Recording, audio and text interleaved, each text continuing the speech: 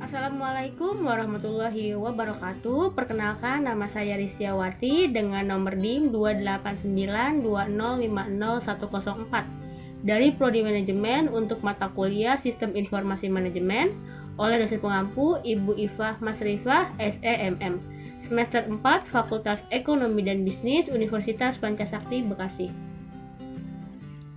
Video kali ini dibuat bertujuan untuk memenuhi salah satu tugas UAS dari mata kuliah Sistem Informasi Manajemen oleh dosen pengampu Ibu Ifah Masrifah SEMM.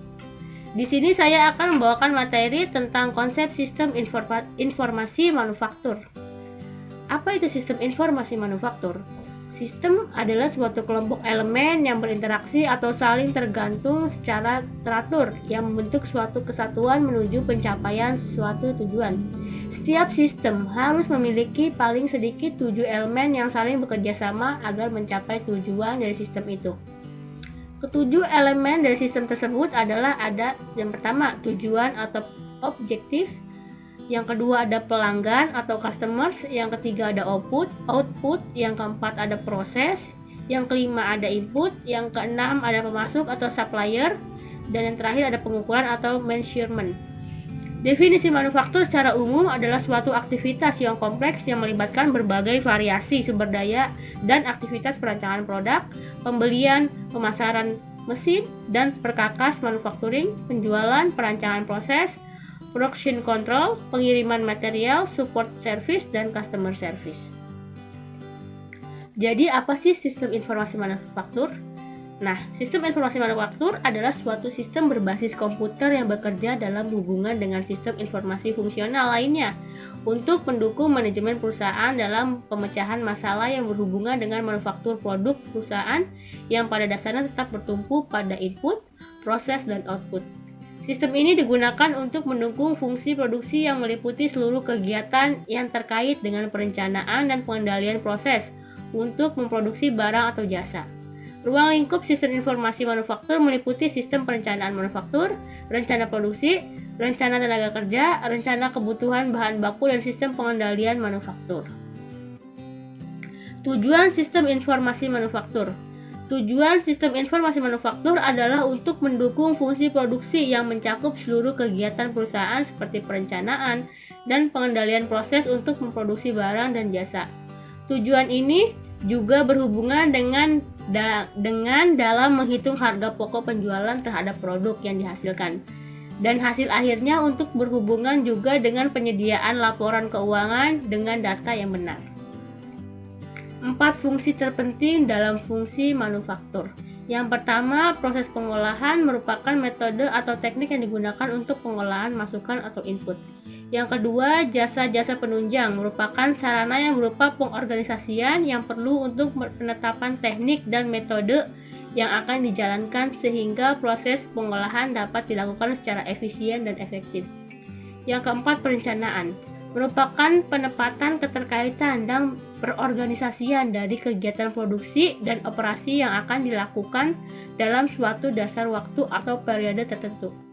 Yang keempat, pengendalian atau pengawasan merupakan fungsi untuk menjamin terlaksananya kegiatan sesuai dengan yang direncanakan, sehingga maksud dan tujuan untuk penggunaan dan pengolahan masukan atau input pada kenyataan dapat dilaksanakan. Manfaat sistem informasi manufaktur. Terdapat beberapa keuntungan dan manfaat yang dapat diperoleh dari segi bisnis untuk dapat menunjang peningkatan produktivitas dan keuntungan perusahaan dari penerapan sistem informasi manufaktur. Yang pertama, arsip dari perusahaan lebih terstruktur karena telah menggunakan sistem berbasis data atau database. Yang kedua, hasil produk perusahaan menjadi lebih efisien dan tepat waktu dengan dukungan dari perangkat komputer yang terintegrasi dengan sistem informasi manajemen. Yang ketiga, perusahaan dapat lebih cepat untuk memperoleh informasi yang relevan, aktual, dan terpercaya. Yang keempat, dengan menggunakan teknologi berupa bantuan fisik robotik, maka hasil produk menjadi lebih cepat daripada menggunakan tenaga kerja manusia secara langsung. Model serta peran sistem informasi manufaktur pada proses produksi perusahaan. Input data berupa data internal dan data eksternal. Data internal merupakan data intern sistem keseluruhan yang mendukung proses pengolahan data menjadi informasi yang berguna. Data ini meliputi sumber daya manusia atau SDM, material, mesin, dan hal lainnya yang mendukung proses secara keseluruhan seperti transportasi, spesifikasi kualitas material, frekuensi perawatan, dan lain sebagainya. Di sini ada model sistem informasi manufaktur, bisa dilihat bagannya. Data eksternal perusahaan merupakan data yang berasal dari luar perusahaan atau environment yang mendukung proses pengolahan data menjadi informasi yang berguna untuk perhitungan cost dalam manufaktur mulai dari awal hingga akhir proses. Contoh data eksternal di sini adalah data pemasok atau supplier, kebijakan pemerintah tentang UMR, listrik, dan lain sebagainya. Di sini ada data eksternal, ada subsistem intelligent manufaktur, dan data internal ada subsistem industrial engineering, sistem informasi akuntansi. Nah, semuanya menjadi database, kemudian disalurkan dibagikan beberapa ke subsistem. Di sini ada subsistem produksi, subsistem persediaan, subsistem kualitas, dan subsistem biaya. Nah, menjadi pemakai. Nah, subsistem input di sini ada 3, ada subsistem informasi akuntansi, yang kedua ada subsistem industrial engineering atau IE, dan yang ketiga ada subsistem intelligent manufaktur. Subsistem informasi akuntansi mengumpulkan data intern yang menjelaskan operasi manufaktur dan data lingkungan yang menjelaskan transaksi perusahaan dengan pemasok. Sebagai contoh, pegawai produksi memasukkan data ke dalam terminal dengan menggunakan kombinasi media yang dapat dibaca mesin dan keyboard. Media berbentuk dokumen dengan barcode yang dapat dibaca secara optik atau dengan tanda pensil yang dapat dibaca secara optik. Dan kartu plastik dengan garis-garis catatan yang dapat dibaca secara magnetis. Setelah dibaca, data tersebut ditransmisikan ke komputer pusat untuk memperbarui database. Yang kedua ada subsistem industrial engineering atau IE. Industrial engineering merupakan analisis sistem yang terlatih khusus yang mempelajari operasi manufaktur dan membuat saran-saran perbaikan. Industrial engineering terdiri dari proyek-proyek pengumpulan data khusus dari dalam perusahaan yang menetapkan berapa lama waktu yang dibutuhkan untuk suatu produksi. Yang selanjutnya ada subsistem intelligent manufaktur. Subsistem intelligent manufaktur berfungsi agar manajemen manufaktur tetap mengetahui perkembangan terakhir mengenai sumber-sumber pekerja, material, dan mesin.